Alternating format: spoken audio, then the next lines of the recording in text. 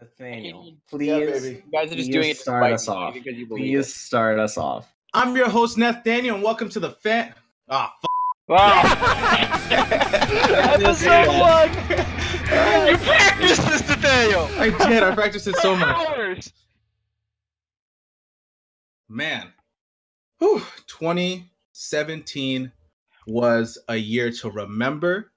The FanCast started, and I'm sure that one of my co-hosts, Mario Damo, has something extra special for the fans this year. What was your favorite stat of 2017, Mario? Well, Nathaniel, there was a lot of things that kind of caught my eye, a lot of good numbers. The biggest one that stuck out to me was the toaster. Was the toaster phenomenon. I don't know if you guys remember, but back Klay Thompson signed a Golden State Warriors toaster. He had the great picture of him just staring at it like, what the heck is this? But since signing that toaster, when Klay Thompson played for the Warriors, they went on a 30-game win streak, including going 15-0 in the playoffs. They ended up finishing the season 31-2 since he signed the toaster. One of those losses came to the Cleveland Cavaliers. Damn straight! Yeah, game 4. They took one game from him. And then the other loss came to the Utah Jazz, which Klay didn't play in. So Klay Thompson was 31-1 since signing a toaster. If that's not the best stat, I don't know what is. He's got a point. We need a bigger sample size. We need more players to sign household appliances. And then People coming with like Dyson vacuums. It's like, oh, you signed a toaster. Guess what? I just signed a washing machine. Oh my god. Sign my blender, Kyrie Irving. Sign my blender, Kyrie. Yes. Oh my god. I hope that's a sign at the Garden. Like the next time I'm down there, I I hope will somebody has bring that my sign. blender to the Garden next game. Oh my god. You watch for it. Also, speaking of success, Bryant has been a lifelong Eagles fan since the days of Dawkins and has been suffering while my team, the Baltimore Ravens, have won championships. Cody's team, the New England Patriots, have won championships. His team has a legitimate shot of going the distance this year. Bryant, what does the Eagles' success mean to you, the biggest Eagles fan I know? It means everything to me, man. It means everything to me because I live in a place whose team has been dominant for the past 17 years. Things like this make sticking with a team through all the bad times worthwhile. I love all the doubt. I love being the number 1 seed in the playoffs and being the underdog. It hypes me up for the big win more than being a favorite. I mean, it's well-deserved. Now, if only Shawn Michaels can claw like his way WWE. out of retirement and just sweet chin music everybody, only to get decimated at the last second. Yo, speaking of dominance, Cody, nobody's gonna say that the New England Patriots aren't the best franchise they can remember. But this is the 3rd scandal in 5 years for New England. Are they gonna keep winning like this? Or is there a change in the air? So, would you call this a scandal? Would you call what's going on right now a scandal? I mean, This is scandalous. It's in tabloids. People are talking about it. Nathaniel, that is exactly the point. People always look for something. When you are succeeding, people try and drag you down. And they have no reason to dislike each other, to have any disagreements. Belichick said he's not going anywhere. Brady's not going anywhere. He's probably going to play till he's 50. Robert Kraft is going to own the team till he dies. So things are fine. Real quick, are we talking about like the whole Jimmy G thing? Yeah, we're talking about the whole Oh, Jimmy G Bill's thing. pissed. Bill's pissed. Are you kidding me? He doesn't show emotion, but I need to draw the fans' attention to our first surprise for 2018. And that is the first official on-air presence of our man Rezo as our first listener. What was your favorite FanCast moment from 2017? Oh man, oh, that's a pretty tough one actually. I mean, here's the thing: we have a track record, right? Like we have hours of heated discussions. We got passion. debacles, which is a word I'll coin off of Bryant because he likes to use every now and again. Do you like to use it? But thinking back to 2017, the one episode that stands out to me is the top 20 fantasy video, professionally and creatively, might I add, presented by Mario. Thanks. This man made a spreadsheet. This man loves spreadsheets. He color-coded Loves it. dude. Oh my god. He Mario, learned how to use Excel, and he has yo, I am struggling to use Excel, and this man is massive. get his miles out of Excel. It was filled with stats, side notes. Any of you listening right now that don't know what I'm talking about, go check it out. I'm going to link it in the description. But it's definitely a fun listen from our earlier days for sure. So I got to say, that was very entertaining to listen to. That was a great time. Can we give the fans an example? Mario, would you post your NBA 2K big man spreadsheet? Oh, snap. Yeah. Show it to the people. Yeah, you can put that up on the screen here. He said yes! It's literally just for NBA 2K18. I play the center for our squad, and Let I me just tell have, you, he has dedicated himself to finding the best possible solution to playing center. Oh, this spreadsheet is beautiful. trying to solve the center position. It's just an unanswered question. It's an unanswerable question. His skills do not match his determination at We'll Excel. see. We'll see. Oh man. All right. Well, good thing we came back to you because it's time for you to take us to our first ever pick'ems. Take it away, Mario. Oh yeah. So Was he talking to me? first one, Bird Bowl. Gotta start Bird Bowl. there. Gotta start there. The Eagles are the underdog team. They're the first. It's the first time since 1990 They should be. that a home team in the playoffs, the number one seed, has been unfavored. But you know what? Atlanta's gonna replay like they did in Super Bowl 51. They're gonna blow it. Nick Foles is gonna throw for another 7 touchdowns. I don't know if you guys remember that. He threw for 7 touchdowns in 3 quarters. He's gonna relive that. Birds win it. Eagles are the Birds. They win it. Here are a few snippets for you. The Falcons are 8-1 when they rush for over 120 yards. Wow. We have a pretty solid front four. Best run D in the league. Best run D in the league. I think that's going to be huge for us. Didn't allow a rushing touchdown at home. Right. Julio Jones is definitely going to be a problem. It's a fact that our secondary is less than stellar. It's definitely the Achilles heel of our team minus Carson Wentz being out. The Eagles have a superb offensive and defensive line. If we can keep Nick Foles free and clear from pressure, it gives us a better shot. He is a question mark. Which Nick Foles are we going to get? I think us being the underdog is a huge motivator for our team, though. I think our team is really going to feed off of that really well and come out, firing. And especially being at home, Eagles haven't really been like a serious playoff contender in a little while. Fans are going to be going nuts. I think this is going to be a good game. I think it's going to be a tough matchup, but I think obviously I have to pick Philly to win. There's no doubt in my mind. Yeah, so after watching the game last week, the Falcons and Rams, I quickly realized that the Falcons came to play this playoff season. After what happened to them last year in the Super Bowl, we all remember.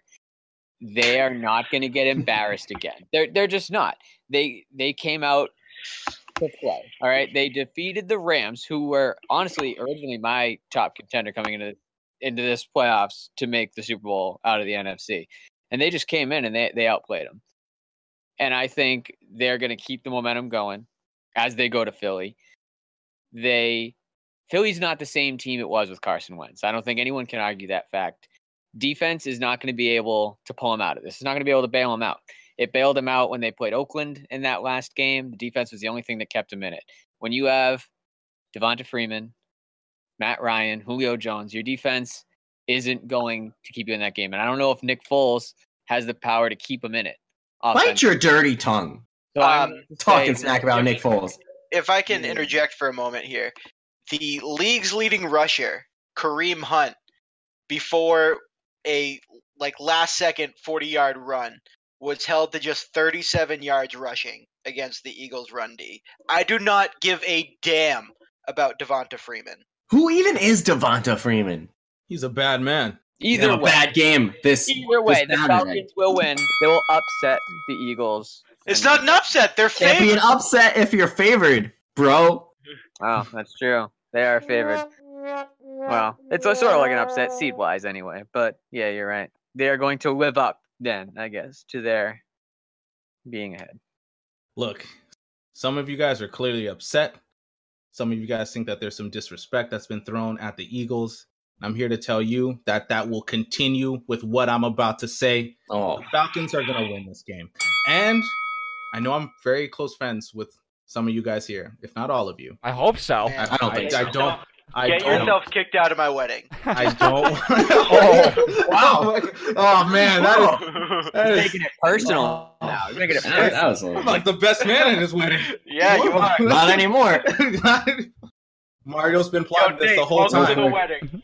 Yeah, I didn't get my invitation. Is that my invitation? Oh my god, replacing Nate's? Oh, that's horrible. All right. All right, look, getting back to it. No disrespect to the Eagles. Great season, great year. And honestly, they do have a legitimate shot of winning this game. To me, it's going to come down to ball control versus emotion control. The Eagles, this is their first time back in this type of situation in a good while. If everything was going right for them, if there was no injuries, nothing like that, I would take the Eagles at home, definitely. With Seattle gone, I think they own that home field enthusiasm that you're going to get from the crowd. But there's something that comes with experience, being long in the tooth, and having that little extra motivation of revenge. The Falcons have a perfect mix of those. This game's not going to be the flashiest game. I think it's going to be a mid-tempo game where people are just going to be taking shots at each other, landing a few, missing a few. But at the end of the day, it's going to come down to who has the ball more. And I think that's going to be Atlanta. They're going to have the ball more, control it more when it really matters. And that's going to be the key to them winning this game. Disgusted. I still love you. Next matchup we're going to talk about is Tennessee at New England. I don't even know if there's much to talk about. I think this is the quickest one we're going to fly by because the Titans shocked the world. The Titans are 10-0 when Derrick Henry rushes, gets 10-plus carries, and you know what? DeMarco Murray's out for this game. So you know what that means. Derrick Henry is going to be 11-0 after he gets 10 or more carries. The Flying Hawaiian is going to get 3 touchdowns and run in for another. You heard it here first. Titans march into Foxborough and win this game. Damn. I mean, I have a list of notes here in front of me that I'm using. The first thing that I wrote on this was, come on. I mean, with New England's defense stepping up the way it has, Tom Brady has been a little shaky these last couple of weeks, but it's Tom Brady and Bill Belichick in the playoffs. Bill Belichick is a better coach. The coach for the Titans was on the hot seat before they magically won that playoff game. But they did. But they came back from behind. It only proves it. I give you credit. They came back. It was a great win. I am not taking anything away from Marcus Mariota stepping up in that game, but New England is too smart of a team. New England isn't gonna make a mistake like that. You know, I don't see the Titans having it in them to beat, a juggernaut like New England. This season is already a win for Tennessee. They're certainly not the Super Bowl team this year, and there's no shame in losing this game. I don't see Tennessee coming away with this one. There's a difference between New England and Kansas City. You're right. Kansas City beat New England, and Tennessee beat Kansas City. At the end of the day, Kansas City came into this playoff season overhyped. They came into this season overhyped in general. Mario, you picked them from the start, and I had told you I didn't even pick them to make the playoffs, and they here just we made are. the playoffs, and they lost. Right? I said that, and Tennessee beat them. They struggled at the start. It was a hard-fought game. They ended up coming back. They had some good plays, but like Bryant said, New England is not Kansas City. They are much better. They are the team to beat in the AFC, playing at home. Tennessee does not come into New England and beat New England. I know your stat of they're 10-0 with Derrick Henry. 10-0 when Derrick Henry gets 10 plus games. It's going to be 10-1 after this game. Derrick Henry is a great running back. Don't get me wrong, he really is. But it's not feasible to think that Tennessee is going to come in and shock New England. Look, we just gotta cut the malarkey. Oh God, cut the malarkey, fire that coach, and get somebody better in that spot. Because this season's over anyway. You're not gonna beat Brady, Belichick, and Kraft, or the BBK, as I like to affectionately call that boy band group. All right. Can't wait till all you guys are wrong this weekend. Next up, we have another AFC South team, Jacksonville Jaguars. Good for you, Jacksonville. Versus the Pittsburgh Steelers. And I don't know if you guys remember, but they played earlier this year, these two teams. And Jacksonville had 5 picks the last time these two teams played. And you know what? They do it again. Because they're in Big Ben's head. They live in Big Ben's head. They own Heinz Field. They're going to march there, and they're going to take this one too. And you know what that means? We're going to have an AFC South Conference Championships. Titans, Jaguars, fighting for who goes to the Super Bowl. Jags win this game. Okay, so let's go back to that game that they played, Mario. How many times did Ben Roethlisberger throw the ball? At least 5. Yeah, there is a 5 in there. There's actually 2 5s. 55 times he threw the ball. Whew. So technically, 1/11th of the time. Getting picked off 5 times technically isn't that bad when you throw the ball 55 times. Still pretty bad. That's not going to happen again. There's absolutely no way that Big Ben goes into this game and throws it 55 times against the Jaguars. Le'Veon Bell is going to be the key to this game. If Le'Veon Bell can get going, which the Jags, I think, have like the 21st ranked rushing defense in the league, something like that, somewhere in the 20s, he's going to feast on these people. I'm picking Pittsburgh to win this game, but I will be so happy if Jacksonville wins as long as Blake Bortles just goes off in this game. I would love for nothing more than Jacksonville to win this game, just because they have really just fought tooth and nail. They've played so hard this season. That defense is really something to admire, just as a football fan. They're so physical. I can't remember the last time we've seen a defense like that good. I mean, you look back to you can look back at the Ravens, maybe from a few years back, even the Broncos, but they have been top defense. 2004 Eagles. Good Bears. Again, yeah. But don't get me wrong, Pittsburgh won't blow them out. The defense is going to keep them in it. Jacksonville's defense will keep them in it. It's going to be a close one, but Pittsburgh, I think, will come away with it. Look, you said it. This is going to be a close one, but that's exactly why Pittsburgh is going to win this game. They're built for those types of games. This is going to come down to a few key possessions, both on the offensive and defensive side of the ball. And I think that the winning plays made in the red zone are going to come more or less from the Pittsburgh Steelers. Last game of this playoff weekend, New Orleans Saints versus the Minnesota Vikings. Minnesota had a sling of quarterbacks this season start for him. You had Sammy B. You had Teddy B. I think he played a few snaps. And I got Case Keenum. And you know what? New Orleans is just so on fire. I think that they torch the frozen tundra that is Minnesota. They might burn a hole through that new roof. Case Keenum comes back down to earth. His wide receivers can't keep bailing him out. I don't see how New Orleans doesn't win this game and go on to face the Eagles in Philadelphia for the NFC Championship game. See, I actually have to disagree with you here. I think Case Keenum has arguably been a top 5 quarterback all year. He's thrown one less touchdown than Drew Brees has while not starting every game, and one less interception than Drew Brees. Not to mention that Vikings defense is astounding.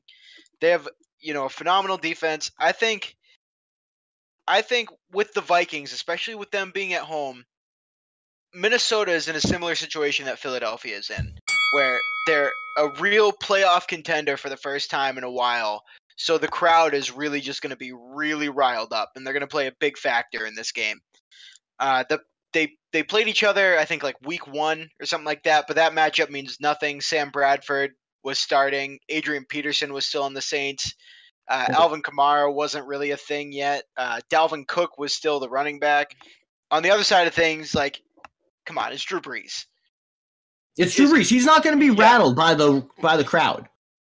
There's no doubt that, the Saints have a lot of experience. I think if the Saints want to win this game, they're going to need to score hard. They're going to need to score fast. They're going to need to keep the pedal to the metal.